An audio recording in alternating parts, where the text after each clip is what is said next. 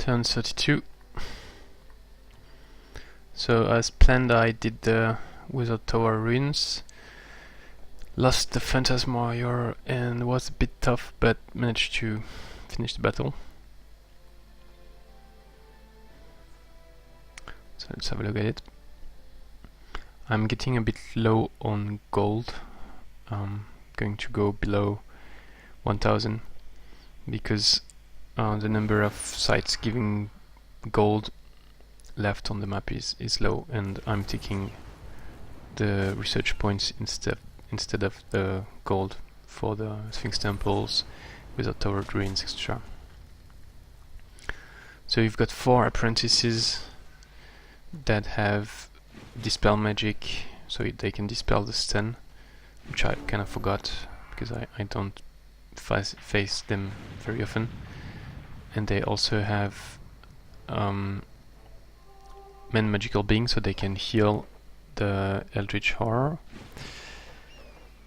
So I try to go for Thunderstorm, which will reduce the damage I take. Which will increase the damage I take from the what's the name? Shock breath of the Horrors. But at the same time it does damage to the Apprentices and other units. So for instance it did 31 damage to the Goblin Apprentice and almost killed it. It also increases the chances of stunning from my leader, so that's not that bad. So I try a Slayer's Dab on the Horror. It's only 20% chance of success, but even if it fails as I expected, and it does fail, it still means I can escape kind of with the Gryphon Rider. Otherwise it might engage me and then I would be in trouble, even though I think actually it would not engage me. It would probably just do the shock breath, but I couldn't really take the chance. So here it mainly did damage on the Horrors, which gave me some pause because the Apprentices didn't try to attack me, instead they healed. But that's still not very useful. And I couldn't really find a good way to position myself, so I knew I would take damage on 4 of my units, and that's what happened. And I also didn't think that the Storm Sister would use Stunning Touch. I forgot about Stunning Touch. So she used Stunning Touch on the Knight, and then I was quite in trouble. Because also partly due to the Thunderstorm, he had 20% more chance to being killed. So I should probably have used the Devastating Charge on the Storm Sister and killed it. That way I would not be stunned. But I would have exposed my flank then. Here I am lucky, and on a 30% chance roll I stun the Eldritch Horror, and then I heal the Knight and give him Spirit Protection, Strong Will, so then he takes less damage from the different attacks. And also it means if I attack the Horror, I'm not going to be killed. I'm not going to be panicked by the Fearsome ability. So that's also why I'm attacking with my leader, because I've got Strong Will, and I have Lifesteal, so that's good to attack the Eldritch with my leader. So if the stand had failed, I might have tried to use Untangling Touch on the Eldritch, and that's 40% chance. Or just stay like this, and even if he attacks me and I'm attacked by the Apprentices, I should still survive. But that would have been much worse, obviously. I could have sent the Phantasm Warrior as a sacrifice bait. So here the Goblin Apprentice is killed by the Thunderstorm, and then this Thunderstorm ends. And so it was likely that the Halfling Apprentice would try to heal the Horror, though, so that's one less unit attacking me, just the Frostling Apprentice. But I forgot about the Dispel Magic, so I'm stunning it, but then it can be dispelled, which is quite annoying.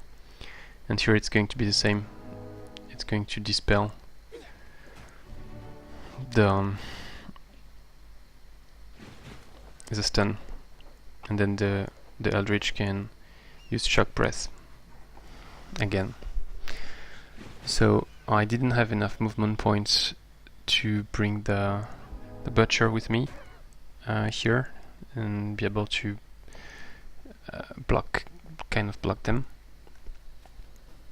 And then I realized if I stayed there, this Eldritch could go back and then use Shock Breath on me, so I moved back there and took 4 damage from an attack of opportunity. And I didn't dare to attack the Apprentice because I was concerned one of the 2 Apprentices might disengage and then flank my hero with a lot of damage from the fire, because at short range they really do a lot of damage. So I just guarded.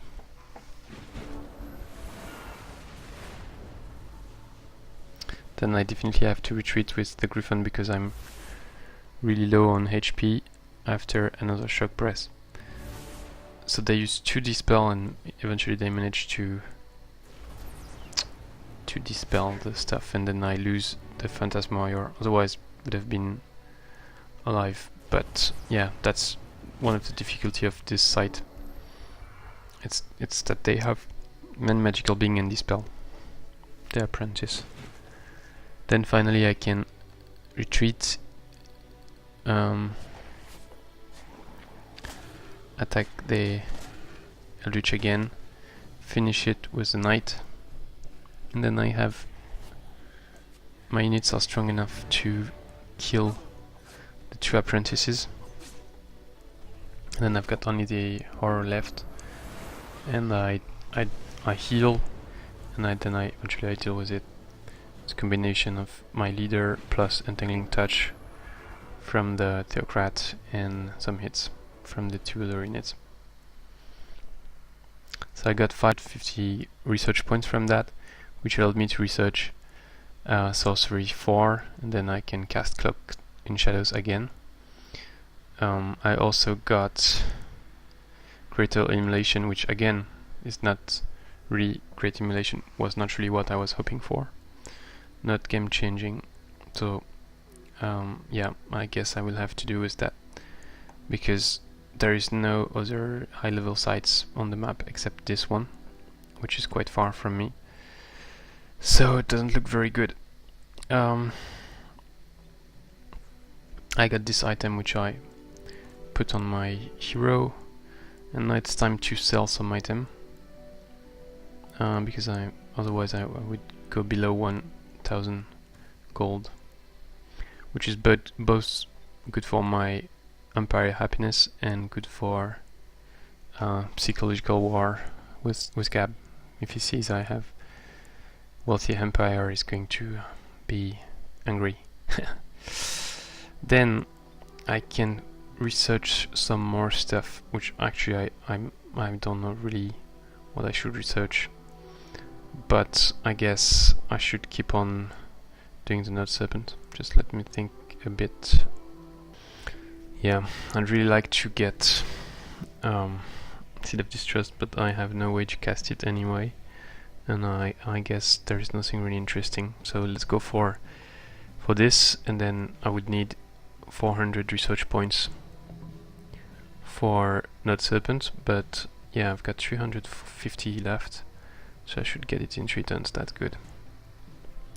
Then I will have a strong TR3 unit to summon, which should be helpful in many circumstances. I can just check a bit if Gab is nearby. Hopefully he isn't. I'm really low on HP, really lacking healing actually. So then here I had my tiger killed, and as planned the Gryphon Rider was spotted by the Halbardier and killed. That allowed the Node Serpent to level up. Yeah, and I managed to kill a cherub, so he still has 4 cherubs. One being here. So now the question is, where should I go? I see 2 big options. One is to go there, the other is to go there. Because if I go here, it's not likely that it's going to move back in this direction, because it's just exploded, so he will think I'm not here, especially since I should not be able to conceal myself. But if I go there, then I don't need to use the Cloaked in Shadows. But he might try to explode this area again, because he would expect me to be on the forest, on the dense vegetation, even though it's in theory impossible for me to be here, given where I was supposed to be the previous turn. So let's keep this option open. So I need 12 movement. 2 cherubs. Yeah.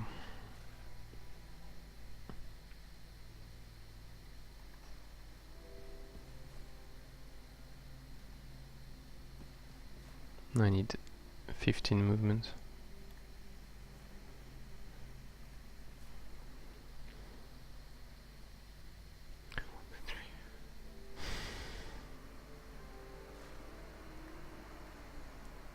Yeah, I really don't know where I should go.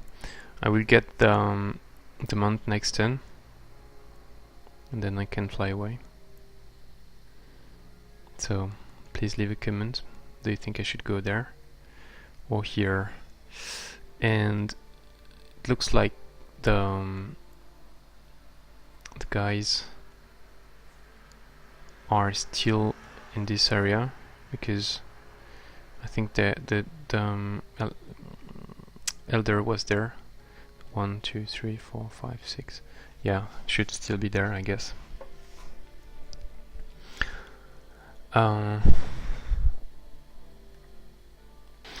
Okay, I'm going to try my luck on the and cancel the Cloaked in Shadows. One reason being, if Gab is here, if he does any bad movement and start moving west or something with his leader, then he cannot go back and catch me, and he would have to send the other units, and that's quite likely that I can kill all this unit thanks to Regrowth and all my abilities, even though I forfeited all my items now, so I'm a bit weaker than before, but still not bad. Yeah, so let's go there and hope for the best. This guy has only 2 axis vision range, so it's difficult for him to spot me. So now he can see me only if he has some units coming from here, I think.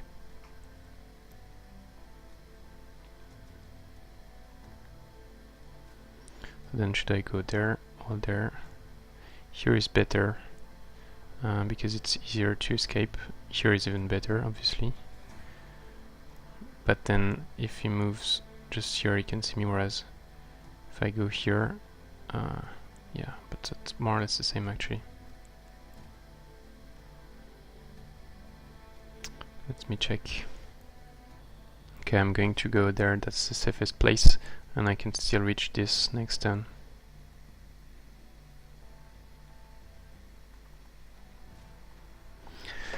Let's hope it works.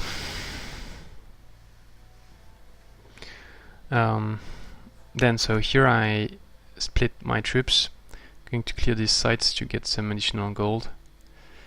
Will not be very easy because I've got few units, but should be okay. And here, so I have a group here using Fast Embark, embarking, and then a group using floating, moving north. I have the rapids preventing me from crossing, so then I hope to clear this site, also this one, and then move north, clear these sites, and move on the vassal, on the Maybe I should just cross. Yeah, except that now I don't have Givenjusticar with flying anymore. Because my Theocrat doesn't have his flying mounts anymore, so that's annoying. Otherwise I could just cross, take this, and keep moving. But yeah, I guess it's better to clear all these sites. I don't know if Gab scouted this area or not. I guess he did. He did at some point. He had a civic guard, but afterward I don't know. But for this turn, so yeah, I should cancel this, and or maybe I should keep it and cast it on the hero next turn, but might be dead. So let's cancel it. Take back 56. So I just spent 4 mana on it, and go for Fantastic Creature or Phantasm Warrior. Thanks for watching. See you next time.